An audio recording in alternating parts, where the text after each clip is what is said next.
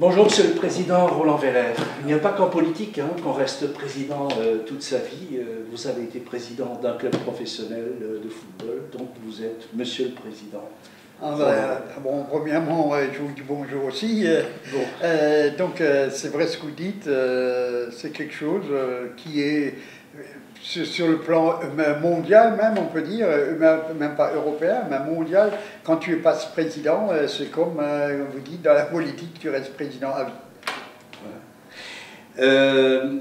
Votre histoire personnelle est un peu hors norme. Vous êtes de toute façon un personnage un peu hors norme. Vos parents tenaient à une brasserie, La Charrue, rue du Faubourg National. Alors, quand on voit votre trajectoire, on se demande comment d'un métier de la bouche on en arrive au football.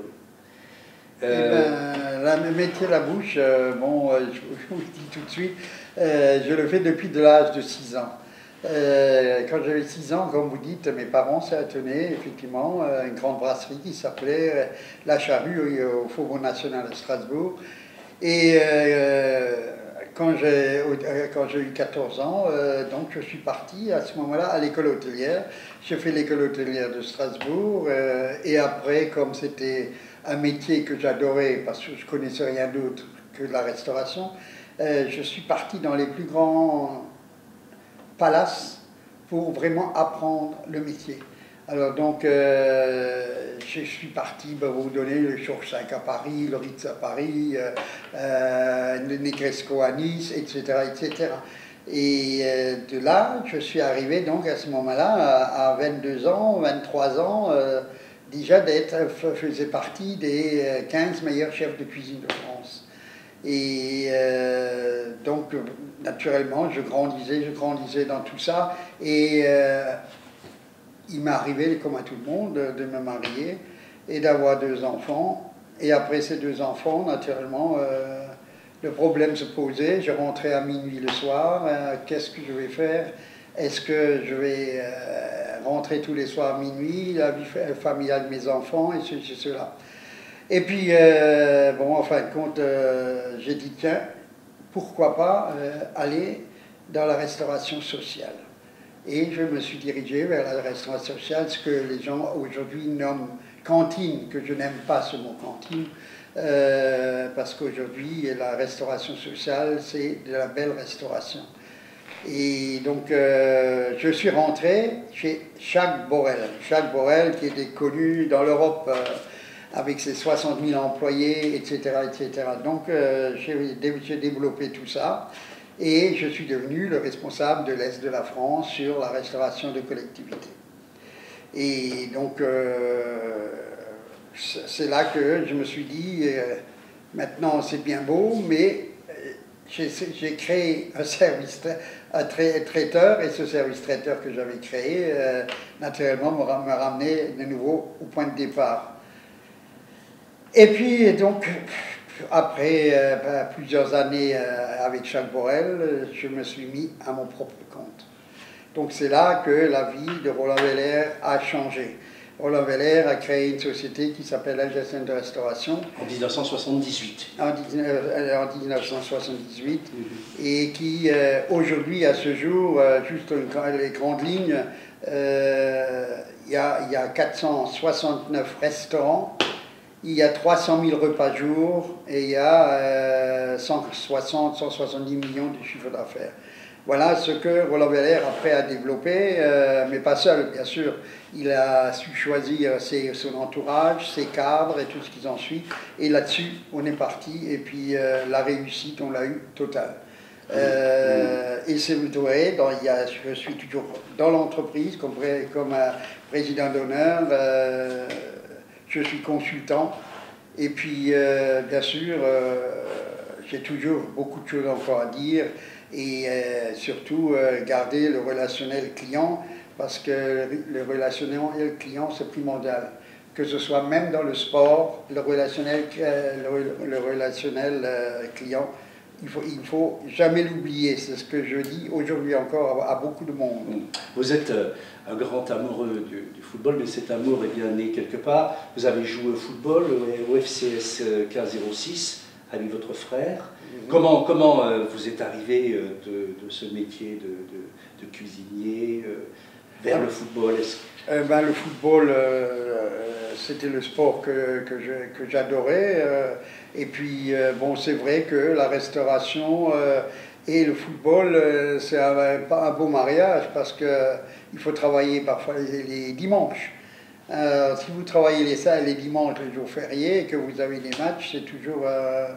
donc, c'est vrai que j'aimais le foot et j'allais à mes entraînements, je faisais mes matchs.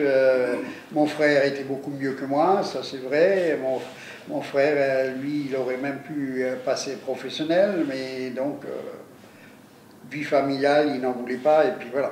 Mais c'est vrai, tous les deux, on était des fanats de foot, on aimait le foot, et puis j'ai toujours dit un jour j'ai envie de faire quelque chose dans le football. Et puis sans le vouloir par la suite, c'est venu tout seul. C'est venu tout seul. Vous avez donc eu deux clubs dans votre amour du football, hein, le Schildikheim et le Racing Club de Strasbourg. Vous avez passé plus de 30 ans, comme vous avez été plus de 30 ans président de Schildikheim. Ouais. Vous avez 77 ans. Comment êtes-vous arrivé dans ce club?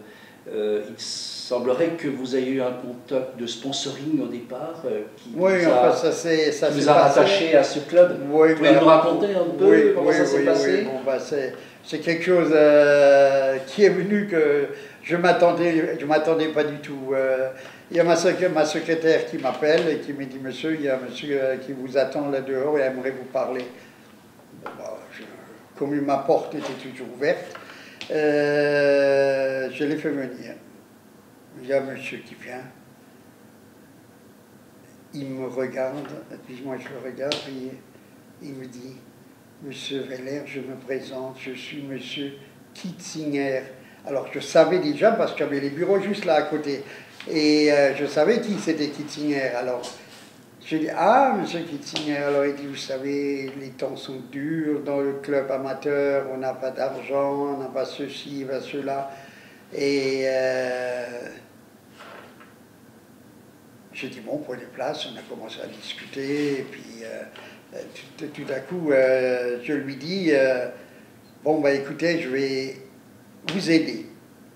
Mais si je vous aide, je veux voir effectivement comment ça se passe dans tout ça. » Alors, bon, bah, je lui ai donné donc de l'argent que lui ne connaissait pas, parce que lui, quand il recevait 50 francs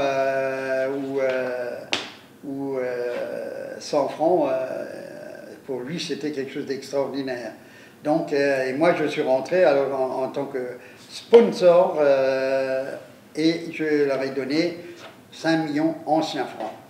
Ben, ce monsieur, tout à coup, il se lève, il commence à pleurer. Je lui ai dit, mais pourquoi vous pleurez? Il a dit, mais vous êtes notre sauveur. Alors j'ai dit, bon d'accord, je suis votre sauveur, mais maintenant, à partir de maintenant, je veux savoir qu'est-ce qu'on fait avec l'argent. C'est clair? Ah oui. Bon, après, il y a eu des mélos que je n'aimais pas parce que c'est les dirigeants qui formaient les équipes, les entraîneurs n'avaient rien à dire, etc. Bon, je ne veux pas m'éterniser là-dessus. Et bien sûr, alors moi, j'ai demandé à ce qu'on revoie toutes ces questions. Il y avait donc l'Assemblée Générale qui est venue et je suis allé à cette Assemblée Générale. Alors, bien sûr, je n'avais pas que des amis, parce que je touchais des gens qui avaient un peu de monopole, et dans un club, si tu n'es pas le patron, ce n'est pas un club.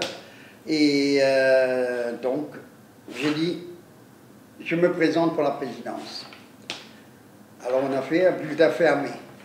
Et bon, je ne vous cache pas, je me suis dit, jamais je vais sortir. Parce que j'ai déjà commencé à mitrailler certains.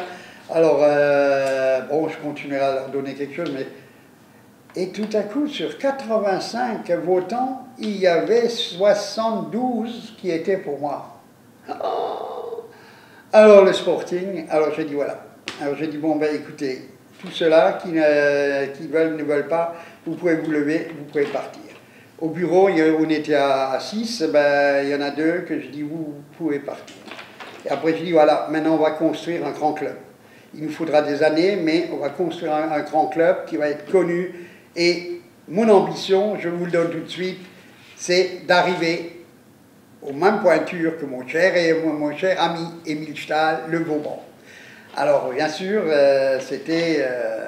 et j'ai mis de l'ordre, j'ai tout prévu, et le Sporting a changé de visage. Vous avez effectivement, disons, mené ce club, je veux dire, voilà, en bon père de famille, hein. Bon père de famille, mais... En bon père de famille... C'était un des meilleurs clubs amateurs quand je suis arrivé, non. Vous êtes, au départ, non. Hein. Non, au départ, il jouait en première division régionale. Hein. Mais par la suite, bon, vous les avez amenés jusqu'au championnat national. Oui, oui. Après, on est monté, mais bon, mais il faut des années, hein, ça c'est clair. Et c'est vrai qu'après, on avait un esprit d'équipe, une âme, et on était une famille. C'est ce que je suis arrivé à faire au Sporting, et puis c'est pour ça, le Sporting a grandi, et on en a parlé, dans toute l'Alsace, on a commencé à parler du Sporting, et puis voilà. Donc, je me suis donné à fond, c'est vrai. Le Sporting, en tant qu'amateur, ne me prenait pas trop de temps, hein, une demi-journée dans la semaine. Et puis le reste, chacun avait ses obligations, et tout se passait à merveille. Voilà. Oui, d'après ce que j'ai lu, les paroles ne sont pas de moi, vous n'avez usé, comme on dit, que 3 entraîneurs. En 35 ans, c'est pas assez beau, non? C'est extra. C'est extra. Ce n'est pas tout à fait ce qu'on a connu dans un autre club. Non, ça c'est extra. Vous aviez Raymond Schlieber qui entraînait pendant 5 ans. Tout le monde dit de Hagues. Oui, donc un ancien du Schlutfeld. Oui, un joueur professionnel. Il est un joueur professionnel. Oui, donc, Schlieber a été 5-6 ans chez nous. Et après, j'avais aussi un œil toujours sur ce Kunz qui était à Bischwiller. René Kunz. Et René Kunz à Bischwiller, et c'était un super entraîneur et un dirigeant assez, pas virulent, mais qui imposait. Hein. Alors, voilà, donc 3 entraîneurs, oui. Et puis, j'étais toujours satisfait, on a toujours trouvé des solutions ensemble, donc c'est bien. Vous avez fait monter cette équipe progressivement, donc de première division, effectivement, en passant de promotion, jusqu'à la nationale. Ouais. Avec comme point, je veux dire, culminant, ce quart de finale de Coupe de France contre Rennes. Vous pouvez nous en parler? Ah oui, ça c'était... C'était à l'époque une équipe dirigée par René Kunz. Au point de vue entraîneur... Eh bien, à l'époque, pour l'entraîneur, c'était toujours encore René Kunz. Hein, oui. Quand on a joué les quarts de finale de la Coupe de France, je pense que ça a toujours été René Kunz.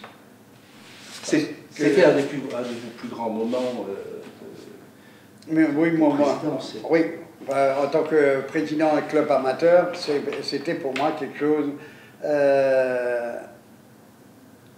vous me direz peut-être que c'est pas